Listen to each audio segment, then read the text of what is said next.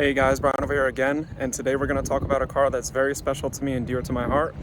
Today we're going to talk about the 2022 Toyota Corolla SE. 55 years ago, Toyota brought this awesome car to its family, and in 55 years, over 40 million of them have been sold. In fact, the Corolla is such a successful model that somewhere around the world, every 36 seconds, somebody's buying one. And your reaction might be, yeah, but anybody can mass produce a car and talk about how great it is because they built a lot of them. But once they introduced the Corolla, it took only 8 years for it to become the world's best-selling car. So today we're going to talk about the exterior styling, what engine and transmission it has. We'll talk about how it drives. We'll get inside and talk about the space and the features, and we'll conclude the video. So let's begin. So first of all, everybody, thank you for watching. The Corolla gets a lot of love, and the SE is one of my favorites. This car comes with 3 different packages available, so reference toyota.com to see what's available in your region. This is more of a base SE, so it doesn't have that premium package that gets you the push-button start, the sunroof, and the blind spot monitor.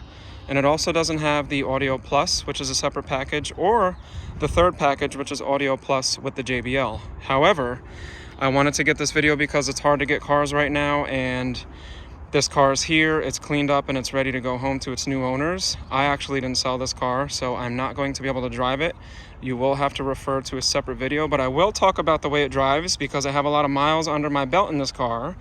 A close friend of mine drives this car, and the hatchback version in stick shift XSE is one that I drive a couple days a week.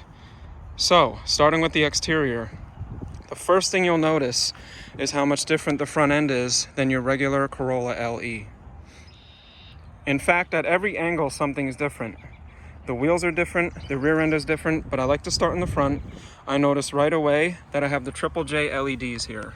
So I have 3 LEDs that are going to light up as a daytime running light, as well as an LED projector light in the front. And if you get close, you can see there's a black plastic housing. And on the grille, it's a much larger grille. It has a wide open mouth with a lot of airflow, with the sensor for the Toyota Safety Sense right here.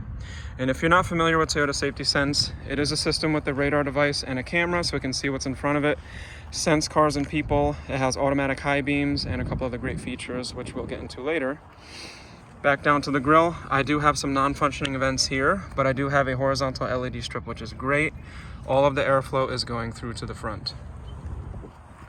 As I move on to the side, I have actually what are Toyota's best wheels, in my opinion, that fit its model perfectly. These are the same wheels you'll be getting on the XSE Hatchback. They're beautiful. There is some pollen on them, which will be dusted off later, but it's a magnetic gray polished paint with a machined finish that's also polished. It is a low profile tire, and these tires are 18 inches. Stepping back onto the side profile of the car, with the door side moldings here, it actually really brings out some of the other edges of the car without making it look too much of a bubble butt or too much shoulders in the front. Let me get the right angle. It still gives you the lines, but it has that subtle classiness that the Corolla has always had over the Civic. For straight sportiness, the Civic, in my opinion, will always win. And Honda does have that sporty street tuning culture. But the great thing about the Corolla is it's the underdog. And Toyota, to me, just has this certain ambiance of classiness that I think Lexus pulls into the brand now. They keep things a little more reserved and spoken on the undertones. It doesn't shout as much with these huge features like the Civic has. And to me, that's great. The rear end of the car is very cool because they did a lip spoiler, which I think looks way better than a wing would look. Of course, the Corolla doesn't come in a coupe. Usually coupes look better with a larger wing. A great red SE badge with Corolla in chrome on the left. Non-functioning vents in the back. There are some people that really prefer all the vents to be functioning. To me, I don't really mind because I know these things are all for aesthetics. And then underneath, I have dual exhaust. Well, dual tip, single exhaust. Sorry about that.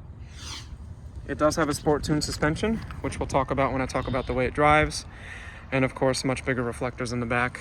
And the silver really brings out those body lines. A small detail about the Corolla SE that's one of my favorites, besides these diffusers on the bottom, is that there is a metallic gray, which looks like magnetic gray painted finish here. It's also on the side skirts, which don't look like they're trying too hard to protrude themselves. That's a magnetic gray polished finish. And when you go to the front,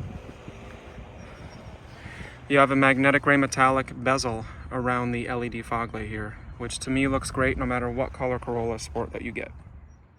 Under the hood, we are working with a 2.0 liter 4-cylinder. It's Toyota's M20A FKS engine. It's mated to a CVT transmission. So let me know down below what you think about CVT transmissions. I actually prefer a 6-speed manual. If you really want to get technical, I love the 5-speed manuals. Manual drivers, shout out down below. Let me know what you think. What's better, CVT, 5-speed manual, a geared automatic, or a 6-speed? But yes, like I say in many of my videos, even though this may look complicated to some, it is a simple design. Alternators right up top. Headlights are very easy to get to. It's simple to check my fluids.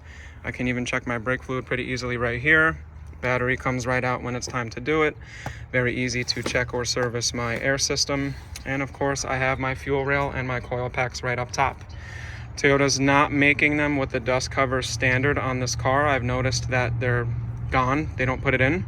However, it is on some of the Corollas. So if you do get the dust cover, it inserts right here, and right there, and it pops right in. How does it drive? So like I said in the beginning of the video, I did not sell this car, and it is detailed to go home soon, so I'm not going to be able to take this out to drive it. You will have to refer to a video if you're a visual learner, but let me take a moment to tell you how it drives. The TNGA platform that this operates off of is superior to the last generation. I've been selling the Corollas since 2016, and you know, it is a CVT. The CVT is what it is. Like the CHR, it takes a little bit to get up and go, but it has actually, shout out CHR people, it has more get up and go. I feel more get up and go than the CHR. So the transmission that this has, though they both have the CVT, it just gets up and goes a lot better in my opinion. The great thing about this drivetrain is that if you go with the automatic because you don't want to wait for the manual transmission, the CVT really kicks in once you're already up to speed. So if you just want an economy car that's great on gas, that's got a little bit more pep, this has the sport suspension which will hug the turns amazingly.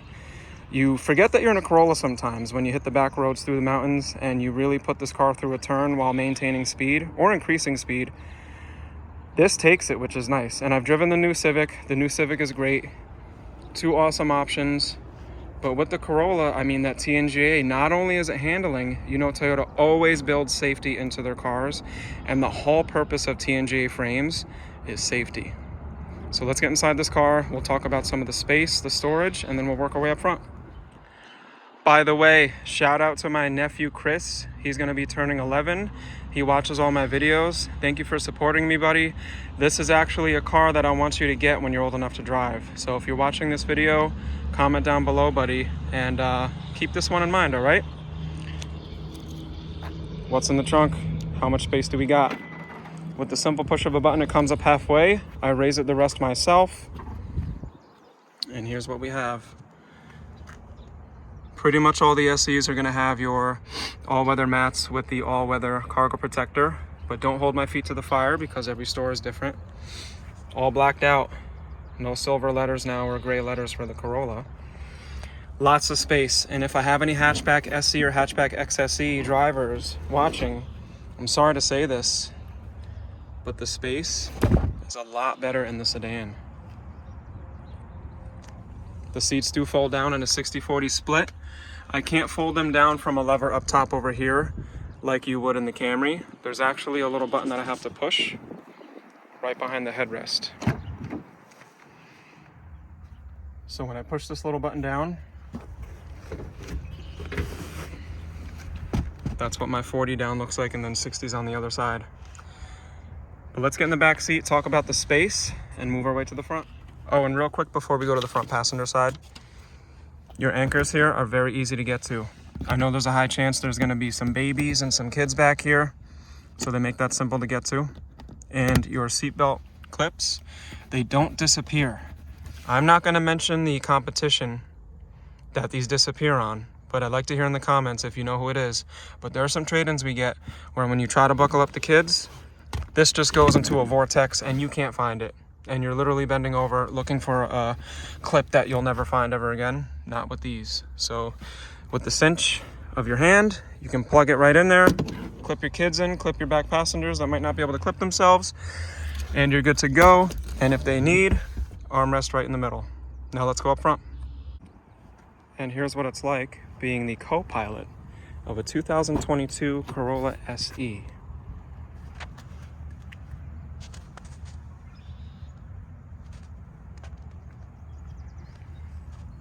Check out the door sill protector, brushed with a polished finish for the Corolla logo.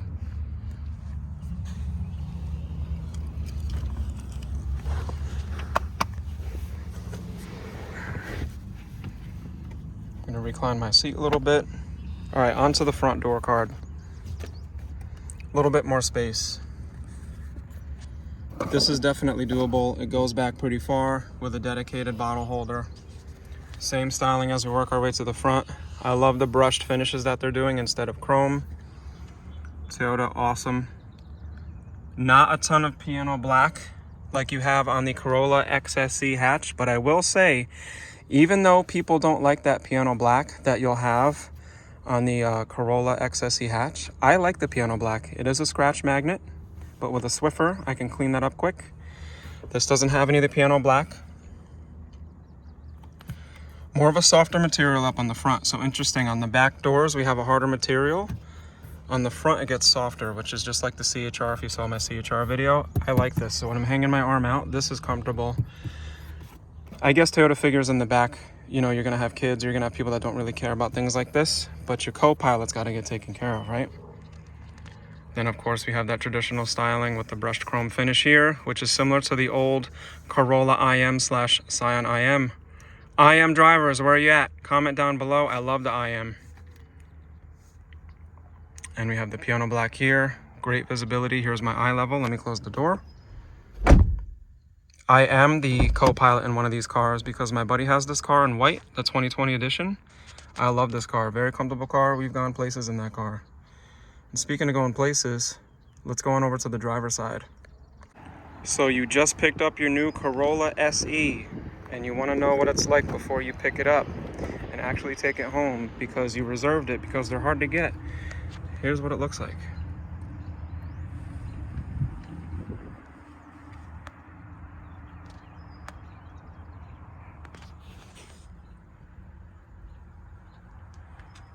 Beautiful seats. They hold you just right. Like I said, I'm 5'10". I fit perfectly into this car. Taller guys can do it, and I have taller guys that do. Same thing on the door card here, identical storage with my auto down, auto up all around, which is standard on all the TNGAs. Soft material, my storage, beautiful door sill protector, made in Japan. Check that out. Manual seat for height lever and my recline. This client did an aftermarket seat heater on the cloth. Awesome for New York weather. With the locking all-weather mats. Blacked out badge instead of the gray like they used to do, which winds up getting dirty anyway.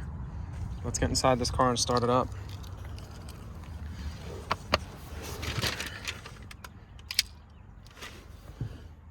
No brake needed, by the way.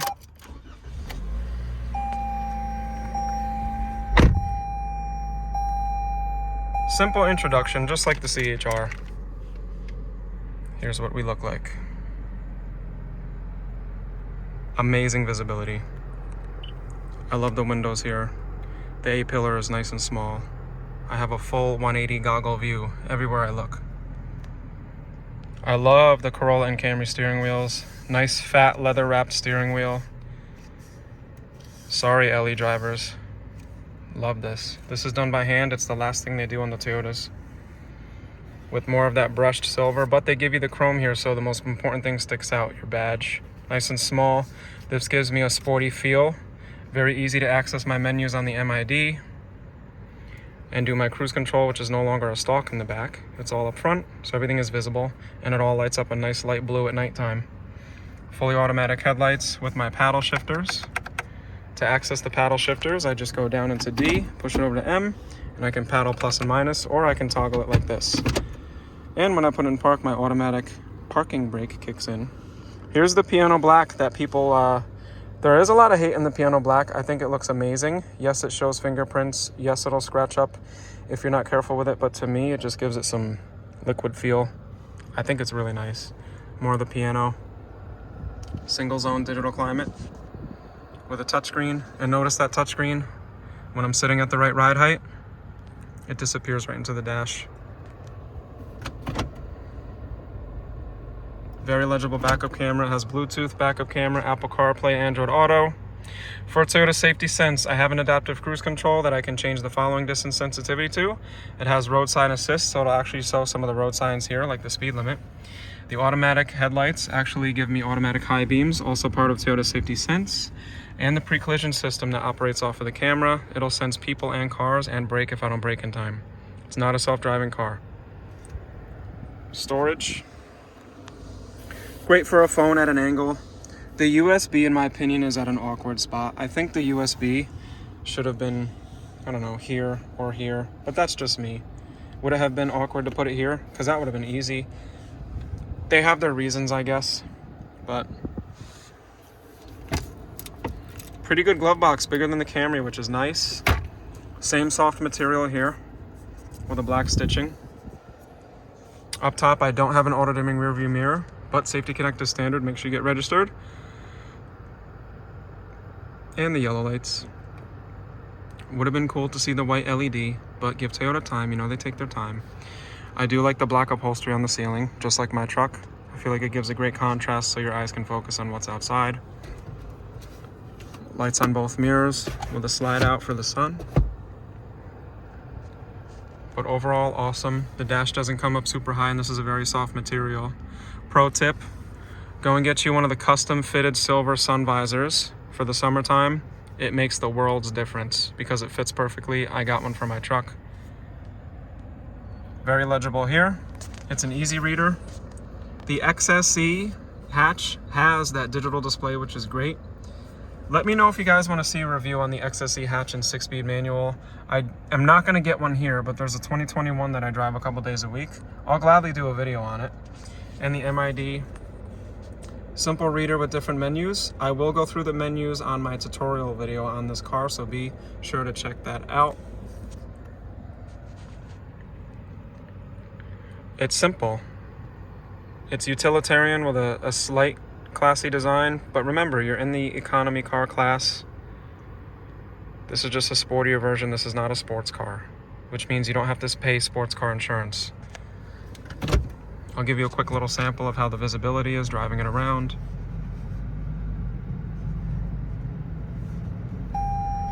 The suspension is very responsive, and I will say this, compared to the CHR, I don't know if I should say it, because I talk about the handling on the CHR.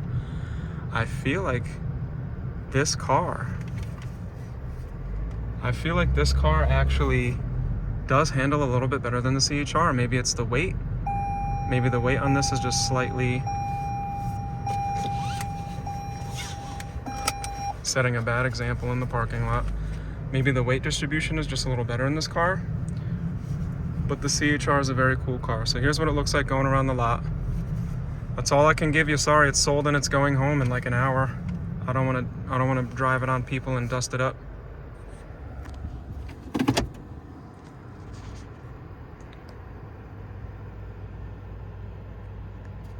All right, let's conclude on this car.